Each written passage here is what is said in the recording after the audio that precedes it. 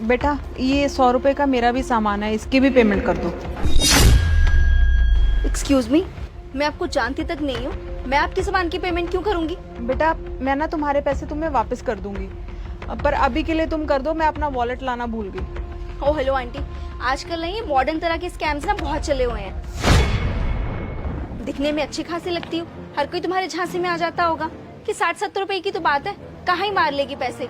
लेकिन मैं तुम्हारे झांसे में आने वाली नहीं हूँ, पढ़ी लिखी हूँ मैं, ऐसे स्कैम्स ना मेरे ऊपर नहीं चलेंगे।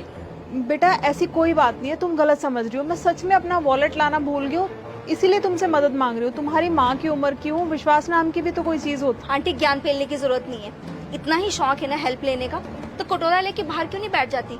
जितनी भीख इकट्ठी होगी ना आके इसको दे देना। ये क्या बोल रही हो तुम? तुम्हें तो बात करने की तमीज ही नहीं है। जी नहीं, मुझे नहीं है तमीज बात करने की, यही मेरा नेचर है, मैं ऐसे ही बात करती हूँ। कोई प्रॉब्लम? कल को तुम्हारी शादी हो गई हो तब भी तुम ऐसे ही बात करोगी? हाँ, ऐसे ही बात करूंगी मैं उनसे भी, और अपने सास ससुर को ना अपने जूते के नीचे रखूंगी। आई बात समझ? कितनी रूड हो तुम। बेबी कब आएंगी तुम्हारी मम्मी? बस आ ही रहे होंगे। और सुनो, आज उन्हें अच्छे से इम्प्रेस कर देना ताकि जल्दी से हमारी शादी हो जाए। तुम टेंशन मत लो, तुम्हें पता है मैं तुम्हारी मम्मी के लिए कितना प्यारा सूट लेके आई हूँ।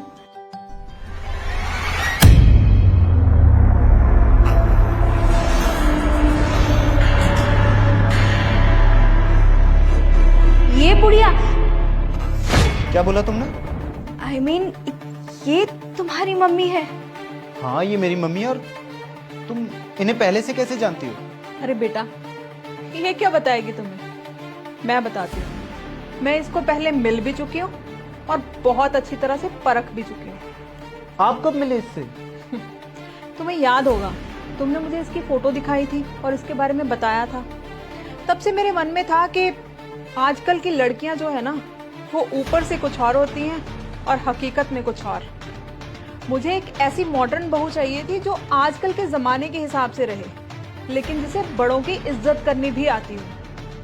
इसीलिए मैंने इसका एक छोटा सा इम्तिहान लिया था, जिसमें ये बुरी तरह से फेल हो गई है। तुम्हें उस दिन पता था ना कि मैं कोई भिखारन नहीं हूँ, फिर भी तुमने मेरी मदद नहीं की, और ऊपर से मुझे ये बोला कि तुम अपने सास ससुर को अपने जूतों के नीचे रखोगी, उनको भी ऐसे ही बेइज्जत करोगी।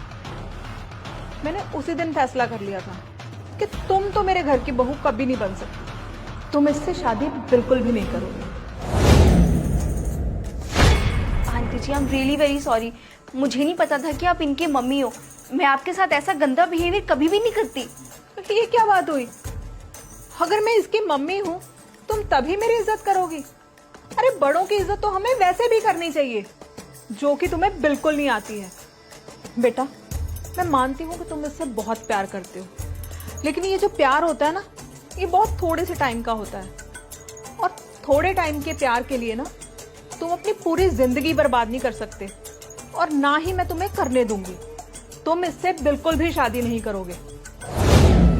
ये ना आपकी बातों में नहीं आने वाला। आपको क्या लगता है कि आप इन्हें बोलोगे कि मुझसे शादी नहीं करेगा तो वो नहीं करेगा क्या? बिल्कुल, हम शादी नहीं कर सकते। तुम मुझे सिर्फ 6 महीने पहले मिली, लेकिन मेरी माँ ने बचपन से मुझे पाल पोस के मुझे बड़ा किया। हम दोनों से ज्यादा एक्सपीरियंस है इन्हें, और इंसान की परख भी ज्यादा अच्छे से आती है। और तुमने इनकी बेइज्जती की है, और अब अगर मेरी माँ ने ये फैसला ले ही लिया है तो यही आखिरी फैसला होगा। ये तुम क्या बोल रहे हो? अपनी माँ के पीछे लग के तुम मुझे छोड़ रहे हो? मैं किसी के पीछे नहीं लग रहा। उन्होंने तुम्हें परखा है और तुम्हारी असलियत मुझे बताई। हमारी शादी नहीं हो सकती। You may leave please.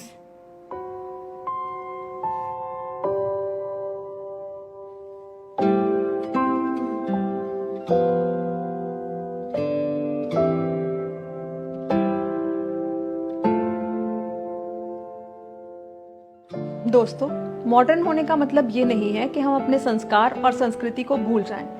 हमें मॉडर्न तौर तरीकों को अपनाने के साथ साथ अपने कल्चर को भी नहीं भूलना चाहिए, और अपने बड़ों की इज्जत करनी चाहिए और सबकी मदद करनी चाहिए। इस वीडियो का मैसेज अगर आपको अच्छा लगे तो अपनी फैमिली और फ्रेंड्स के साथ ज़रूर शेयर कीजिएगा, और हाँ, हमारी वीडियो को लाइक और कमेंट करना ना भूलें। Thank you.